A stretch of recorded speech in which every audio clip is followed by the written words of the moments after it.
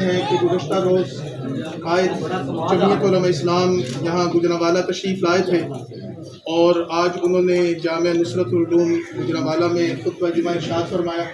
اور وہاں کی جو تقریب تھی اس میں شرکت کی، اور اسی طرح گجرانوالہ کی یہاں جو جمعیت علماء اسلام کی ضلعی جماعت ہے، اس کی تحصیل جماعتیں ہیں، ان کے ساتھ اور پھر شہر کے کے ساتھ مولانا صاحب کی ملاقات ہوئی۔ تو آپ حضرات کی چونکہ خواہش تھی کہ مولانا صاحب کی پریس کے ساتھ بھی بات چیت ہو، تو وقت بھی چونکہ کم ہے، تو ہم آپ تمام حضرات کا شکریہ ادا کرتے ہیں۔ آپ تمام جتنے بھی الیکٹرانک میڈیا کے دوست تشریف لائے ہیں، پرنٹ میڈیا سے تشریف لائے ہیں،